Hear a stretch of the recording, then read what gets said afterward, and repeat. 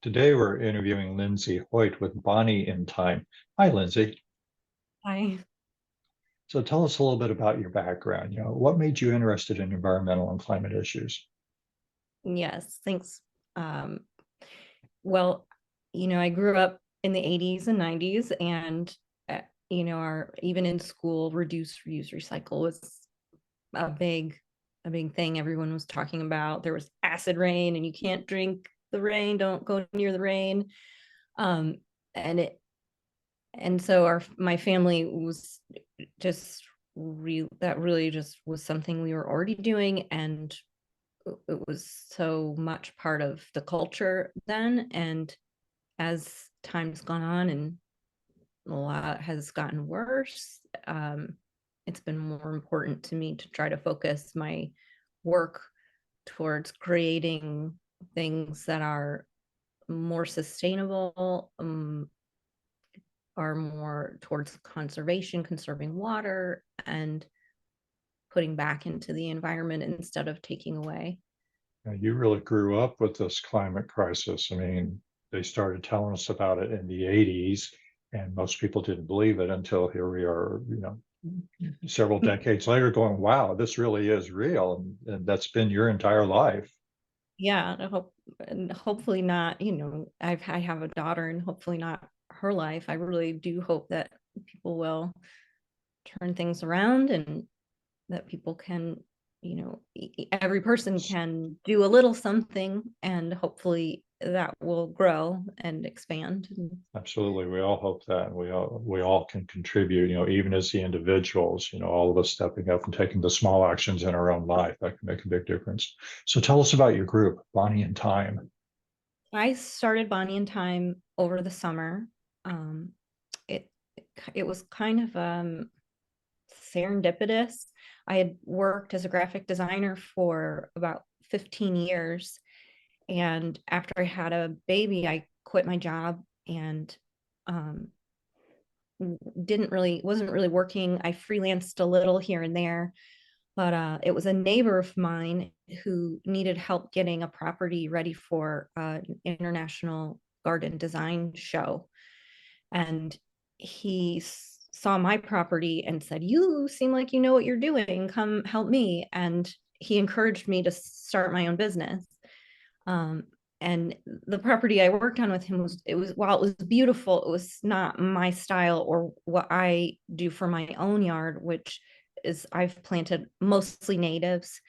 And my first garden at my house, it was a rain garden because we bought our house, and we found that we had this large area that every time it rained, the water would just sit. And so I started researching different plants, and just kind of, this was maybe 10 years ago or so. And then I just became obsessed with plants and learning about plants and learning about natives and finding out how much they help our environment with conservation of water, creating habitat for birds, for bees, pollinators. Um, I started bird watching, and if I wanted to see a certain species of bird, I would say, okay, well, let me plant a tree where it has a type of berry that they like. And started planting milkweeds and have raised monarchs now with my 5-year-old. And um, So so you can really work with your Bonnie and Time is very new as me as a business, but I have been planning and installing gardens for myself for many years. I mean, it's kind of fascinating to think of the graphic designer, the artist moving into the yard and creating yard space that is art. Yeah, I do. I mean, as my in my business statement, I have said that, you know, the aesthetic piece of gardening and garden design is really important to me. I like things that look beautiful, and sometimes beautiful is a little bit messy, and sometimes it's very tight. And you know, and I think in our native plants, we have options for planting any type of plants. That if you want a front yard formal design, we can do that. I can do that with natives.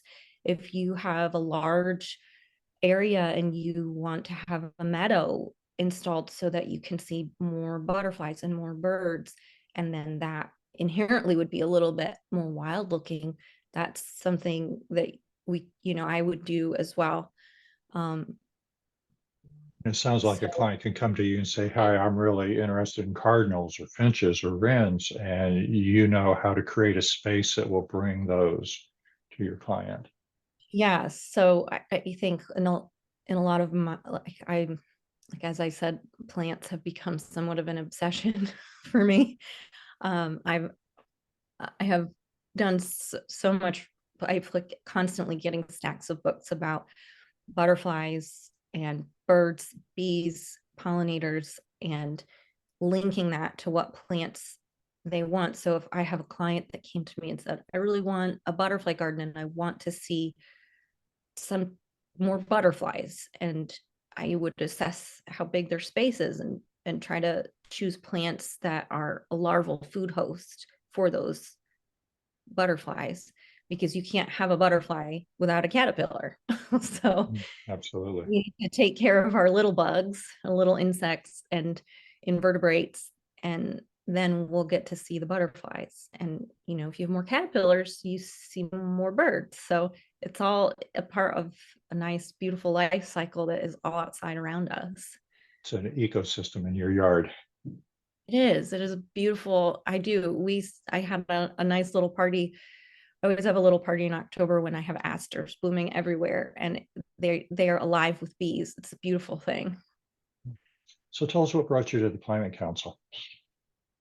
So I was at your fall event not that long ago, and was helping out City Roots Nursery, trying to, helping them with their plant sale and talking to people about their gardens there and helping them choose plants that would be right for their space. And I think there was like a big rainstorm pulled everybody. We got pulled inside because there's this big rainstorm, and I met Katie there, who had a booth near Missouri Organic. And of course, I was in the dirt holding worms and started talking to Katie. And Katie, um, and I was telling her that I had just started my business and what it was. She was asking me a lot of questions, and she said, "Well, I'm with this climate council, and it sounds like what you're doing is like right in line with what we're doing, and we'd love for you to join." And it did seem right in line with what I was doing, and I want to be a part of this space that is helping people like myself or anyone that just is a homeowner and has a little bit of space, like can make a small difference. you know Migrating birds and butterflies, they need little stops along the way. And there's Doug Tallamy wrote a book and kind of started this movement called the Homegrown National Park. And in essence, it is, if all of us can plant a portion of our yard with natives that provide food and shelter and habitat, then ultimately we all create a national park together. And that is my goal, to help with in that space. It's a And wonderful idea. it did seem to coincide with the goals of the Climate Council. Yes, it does. I mean, I'm personally in the home forest movement, so building food forests in our yard. I So tell love us that. about your future plans. I mean, you personally and or Bonnie in time, where do you see them going in the future? Yeah. This is a great question, because as I'm getting my business started, it's, you know, I've thought about a lot of like big ideas. Like I would love to create more of a community space around plants. Whether that is just hosting events at my house that are butterfly related. I did in August have a little pop-up event where I invited the people in my neighborhood and put it out to anybody who had worked with me if they wanted to come by and try to find, and this is very interesting, to find like little butterfly eggs. And I had already collected some for them to see how small they are. and I had already had some hatched and caterpillars at different stages, things like that to get people interested in the natural world, for them to see it. I think, like, as a business, I'd like to get more people just aware that these things are happening around us no matter what, and we can provide the right food for them, the right places for them to be and live and be right next to us.